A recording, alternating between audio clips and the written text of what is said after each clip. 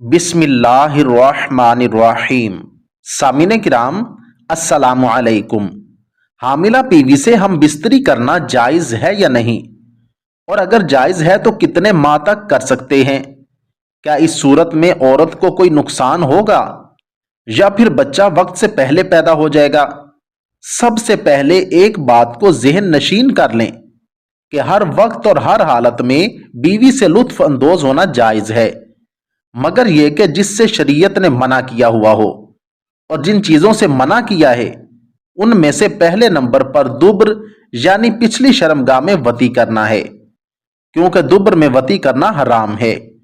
اور اسی طرح حیض اور نفاس کی حالت میں بھی ہم بستری کرنا حرام ہے۔ رہا مسئلہ حاملہ بیوی سے ہم بستری کرنے کا،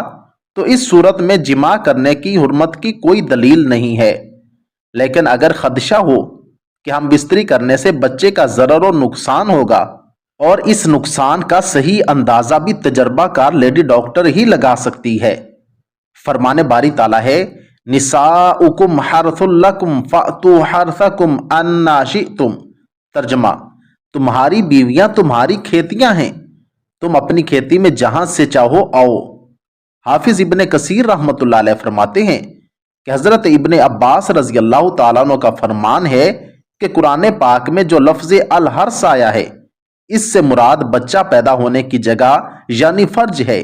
تو تم اپنی کھیتی میں آؤ، یعنی جیسے چاہو آگے سے یا پیچھے کی جانب سے، لیکن ایک ہی جگہ یعنی بچہ پیدا ہونے والی جگہ میں آؤ، جیسا کہ احادیث مبارکہ سے ثابت ہے۔ حمل کے دوران خاوند کے لیے بیوی سے جماع سے اجتناب کرنا کس وقت واجب ہو جاتا ہے، اور کیا حمل کے پہلے 3 ماہ کے دوران بیوی سے جماع کرنا بچے کے لیے نقصان دہ ہے؟ تو اس بات کو اچھی طرح سے سمجھ لیجئے کہ جب حاملہ خاتون سے ہم بستری کرنے سے حمل کو ضرر اور نقصان نہ ہو تو حاملہ عورت سے جماع کرنے میں کوئی حرج نہیں، بلکہ حائضہ عورت سے جماع کرنا ممنوع ہے، کیونکہ فرمان باری تعالیٰ ہے وَيَسْأَلُونَكَ عَنِ الْمَحِيضِ قُلْ هُوَ أَذًى فَاعْتَزِلُوا النِّسَاءَ فِي الْمَحِيضِ وَلَا تَقْرَبُوهُنَّ حَتَّى يَطْهُرْنَ فَإِذَا تَطَهَّرْنَ فَأْتُوهُنَّ مِنْ حَيْثُ أَمَرَكُمُ اللَّهُ إِنَّ اللَّهَ يُحِبُّ التَّوَّابِينَ وَيُحِبُّ الْمُتَطَهِّرِينَ۔ ترجمہ: اور آپ سے حیض کے بارے میں دریافت کرتے ہیں، آپ انہیں کہہ دیجئے کہ حیض کی حالت میں عورتوں سے علیحدہ رہو اور ان کے پاک ہونے تک ان کے قریب مت جاؤ، جب وہ پاک ہو جائیں تو پھر جہاں سے اللہ نے حکم دیا ہے وہیں سے ان کے پاس آؤ، یقیناً اللہ سبحانہ و تعالی توبہ کرنے والوں کو اور پاک صاف رہنے والوں سے محبت کرتا ہے۔ اور نفاس والی عورت کا بھی یہی حکم ہے کہ اس سے پاک ہونے تک جماع نہیں کیا جائے گا، اور اسی طرح حج اور عمرہ کا احرام باندھنے والی عورت سے بھی جماع نہیں کیا جائے گا۔ شیخ عبداللہ بن منیر رحمۃ اللہ علیہ سے حاملہ عورت کے ساتھ جماع سے متعلق دریافت کیا گیا تو ان کا جواب یہ تھا کہ شریعت اسلامیہ میں حاملہ عورت سے خاوند کا جماع کرنا ممنوع نہیں ہے، بلکہ یہ نہیں تو حیض اور نفاس والی عورتوں کے ساتھ خاص ہے کہ اس سے جماع نہ کیا جائے، لیکن اگر تجربہ کار ڈاکٹر کسی خاص حالت کی بنا پر یہ فیصلہ کریں کہ اس عورت سے جماع کرنا اس کی صحت کے لیے نقصان دہ ہے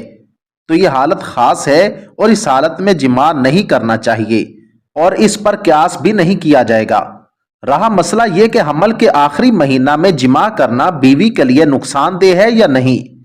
تو اس سے متعلق بھی ڈاکٹر سے رابطہ کیا جائے گا، کیونکہ یہ عورت کی طبیعت اور حمل کے اعتبار سے مختلف ہوتا ہے، جو کہ حمل کے نتیجہ میں پیدا ہونے والے اثرات کے اعتبار سے ہوگا، لیکن اصل کے اعتبار سے یہی ہے کہ حمل کی حالت میں جماع کرنے سے نہ تو عورت کا کوئی نقصان ہوتا ہے اور نہ ہی بچے کو کوئی ضرر پہنچتا ہے، بلکہ نبی کریم صلی اللہ علیہ وآلہ وسلم نے تو پیٹ میں پائے جانے والے بچے کو کھیتی سے مشابہت دی ہے، اور آدمی کی منی کو اس پانی سے جو اس کھیتی کو لگایا جاتا ہے، تو یہ تو اس بات کی دلیل ہے کہ آدمی کے پانی سے عورت کے پیٹ میں بچے کو فائدہ ہی ہوتا ہے، جس کا معنی یہ ہوا کہ حالت حمل میں بیوی کے ساتھ جماع کرنا اور رحم میں انزال کرنے سے فائدہ ہوتا ہے، نقصان نہیں۔ ابن قیم رحمۃ اللہ علیہ اور امام احمد رحمۃ اللہ علیہ فرماتے ہیں کہ حمل کے دوران ہم بستری بچے کی سماعت اور بصارت میں اضافے کا باعث بنتی ہے، رہا مسئلہ یہ کہ کیا حمل کے آخری ایام میں بیوی سے ہم بستری کرنے سے بچے کی پیدائش جلد یعنی وقت سے پہلے ہو جاتی ہے جو کہ نقصان دہ ہے؟ تو یہ قول صحیح نہیں، الا یہ کہ اگر جماع بڑی شدت سے کیا جائے اور عورت کا رحم کمزور ہو تو پھر تجربہ کار لوگوں کا قول یہی ہے۔ اس لیے خاوند کو چاہیے کہ وہ اپنی حاملہ بیوی کی نفسیات کا بھی خیال کرے اور اس کی تکلیف کا بھی، اور خاص کر آخری ایام میں، کیونکہ اس کے لیے تو بیٹھنا بھی دو بھر ہو جاتا ہے۔ اس لیے خاوند کو ہم بستری کے لیے مناسب حالت اختیار کرنی چاہیے تاکہ نہ بیوی کو ضرر ہو اور نہ ہی بچے کو کوئی نقصان پہنچے۔ اللہ تعالی ہمیں سمجھ اور عمل کی توفیق عطا فرمائے، آمین ثم آمین۔